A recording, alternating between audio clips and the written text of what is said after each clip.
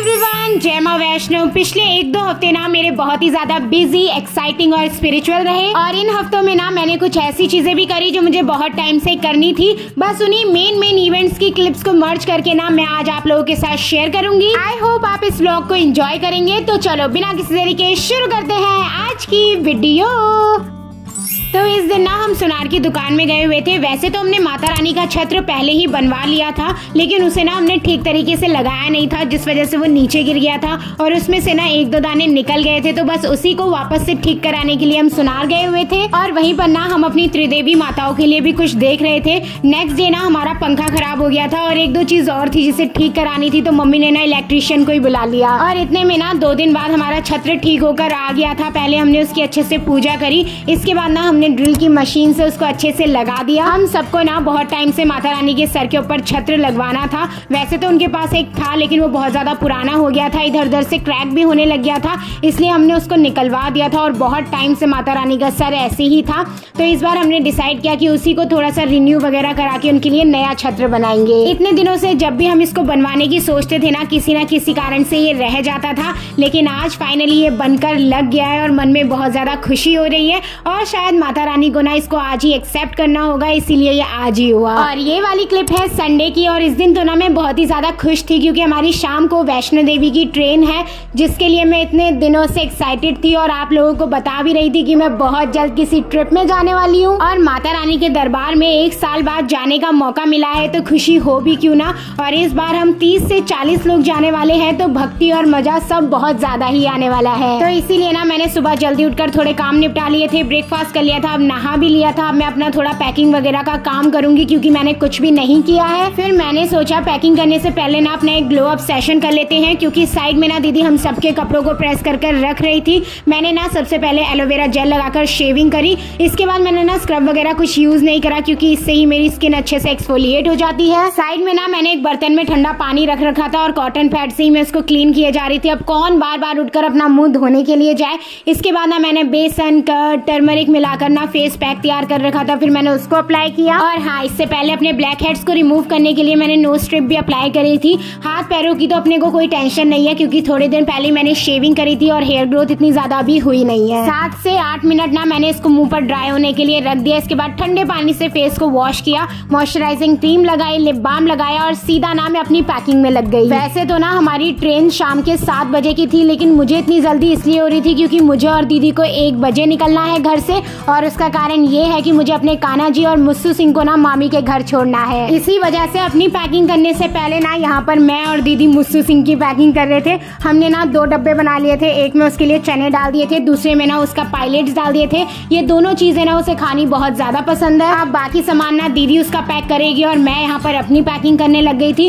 वैसे तो जो भी सूट साड़ी मुझे लेकर जाना है दीदी ने प्रेस कर लिए थे, लेकिन एट अ मोमेंट मैंने सोचा कि एक एक्स्ट्रा सूट रख लेती हूँ, अगर वहाँ पर बारिश वगैरह हो गई या कोई एक्स्ट्रा दिन रुकने का मन हो गया तो उसके लिए। ट्रेन के लिए तो ना मैंने एक कॉर्ड सेट रख लिया है ताकि मैं कंफर्टेबल रहूं। इसके अलावा मैंने एक सूट सिलवाया था, एक साड़ी ली थी माता रानी के दर्शनों के लिए और ये ना मेरा बर्थडे वाला सूट है जिसको मैं एक्स्ट्रा में रख कर ले जा रही हूँ।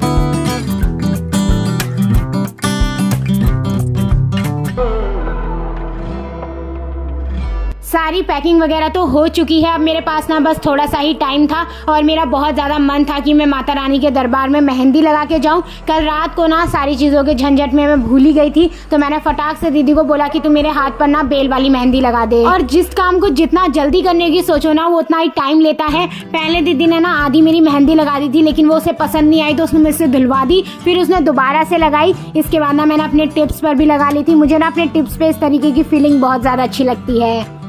दुनिया से दूर जा रहा हूँ। सभी को राम राम राम राम।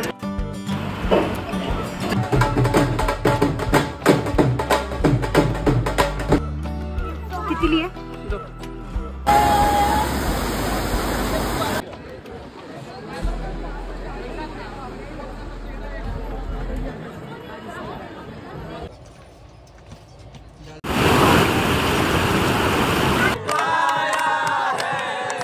चलो बुलावा आया है। देखो गाइस, पानी देखो,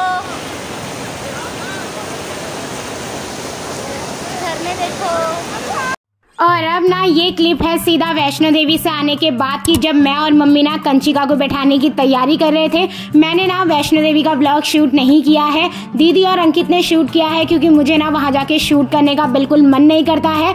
तो वो लोग जैसे ही अपने चैनल्स पे अपलोड करेंगे ना, मैं आप लोगों को लिंक दे दूंगी। वैसे तो ना हम एक दिन पहले ही आ गए थे, लेकिन थकान इतनी ज्यादा हो रही थी ना कि कन्या पूजन नहीं कर पाए। मम्मी उसी शाम को ना सारा सामान भी लेकर आ गई थी, तो मॉर्निंग से ही हम तैयारियों में लग गए थे। जितनी देर मम्मी खाना तैयार कर रही थी ना, उतनी देर में मैंने बाकी काम निपटा लिए। सबसे पहले तो ना मैं कन्याओं के लिए फ्रूटी लेकर आ गई थी बाहर से, क्योंकि बच्चों को ना फ्रूटी बहुत ज्यादा पसंद आती है, इसलिए हम जब भी कंचिका बैठाते हैं ना, उनके लिए फ्रूटी जरूर लेकर आते हैं। इसके बाद मैंने दरी वगैरह बिछा दी थी। साथ में ना भाई यहाँ पर वैष्णो देवी का प्रसाद निकाल रहा था, माता रानी को चढ़ाने के लिए और कन्याओं को देने के लिए भी। वैष्णो देवी की यात्रा ना घर आकर कन्या पूजन करने के बाद ही पूर्ण होती है। इतनी देर में मम्मी ने सारा भोग तैयार कर लिया था, हमने उसको कटोरियों में रखा। इसके बाद माता रानी, सारे देवी देवताओं को भोग लगाया। इस बार की यात्रा माता रानी की कृपा से बहुत ही ज्यादा मंगलमय रही। हमें तो लग रहा था वहाँ बहुत ज्यादा ठंड होगी, तो हमने स्वेटर शॉल वगैरह रख कर ले गए थे। थोड़ी बहुत वहाँ पर बारिश तो हुई, लेकिन ठंड बिल्कुल भी नहीं हो रही थी। नॉर्मली मौसम था, ना ज्यादा गर्मी का ना ज्यादा ठंड का, इसलिए चढ़ाई और यात्रा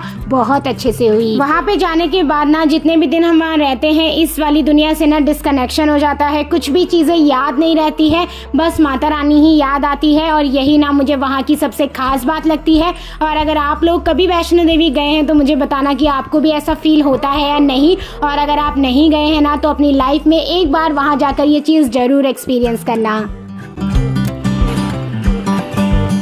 आजा। आज ना हमारे वहाँ सुबह से ही बारिश हो रही थी, कमर कमर तक पानी भरा हुआ था। रोडों में बच्चों के जाने का बिल्कुल भी रास्ता नहीं था, इसलिए सभी बच्चों की छुट्टी थी और हमें कन्याएं भी बहुत आसानी से मिल गई। नवरात्रों के टाइम पर तो सारी कन्याएं बहुत ज्यादा बिजी हो जाती हैं, बैठने का उनके पास टाइम ही नहीं होता, इसलिए सारी चीजें जल्दी जल्दी करनी पड़ती है। लेकिन आज उन पे भी टाइम था, इसलिए हमने आराम से उनको खिलाया और उन्होंने बैठकर खाया भी। और यहाँ पर साइड में ना मुस्सू सिंह बराबर अपना योगदान दे रहे थे, और सारे बच्चे ना उसके साथ खेल के इतना खुश हो रहे थे। इसके बाद हमने अपना कन्या पूजन करना स्टार्ट किया। वैसे तो ना लगभग कन्याएं हो चुकी थी, 8 कन्याएं तो आ गई थी। एक ना छोटी बच्ची हमारे सामने वाले घर की थी, वो थोड़ा सा रो रही थी, इसलिए मम्मी ना उसके घर पर ही देकर आ गई।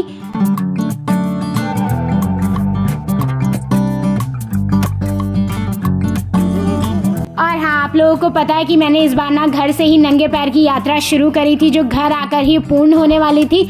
थोड़ा सा मुझे डर लग रहा था कि वहाँ पर ज्यादा तेज बारिश ना हो, क्योंकि बारिश होती है ना तो वो पहाड़ों का इलाका है, सारे कंकड़ पत्थर नीचे को आने लग जाते हैं, जिस वजह से ना नंगे पैर चलना थोड़ा सा मुश्किल हो जाता है। लेकिन ऐसा वहाँ पर कुछ भी नहीं हुआ और अच्छे से मेरी यात्रा पूर्ण हो गई। और वहाँ पर ना मैंने रैंडमली ऐसी अपनी इच्छा रखी थी कि काश हमें आरती में बैठने का मौका मिल जाए, और माता रानी ने इतनी कृपा करी कि अर्धकुंवारी के वहाँ पर हमें आरती में बैठने का मौका भी मिला। और कुछ इसी तरीके से ना पल पल माता रानी वहाँ पर अपनी प्रेजेंस दिखाती रहती है। लास्ट में सारी कन्याओं का आशीर्वाद लेकर हमने अपनी वैष्णो देवी की यात्रा को सफल किया। और इसी के साथ आज के ब्लॉग को भी कंप्लीट करते हैं। कैसे लगा आपको आज का ब्लॉग मुझे जरूर बताना, और इस तरीके के प्रोडक्टिव वीक में आप लोगों के साथ हर हफ्ते शेयर करूं या नहीं वो भी बताना। मैं मिलती हूँ आप सबसे बहुत जल्द, तब तक अपना ध्यान रखना। Okay, bye bye.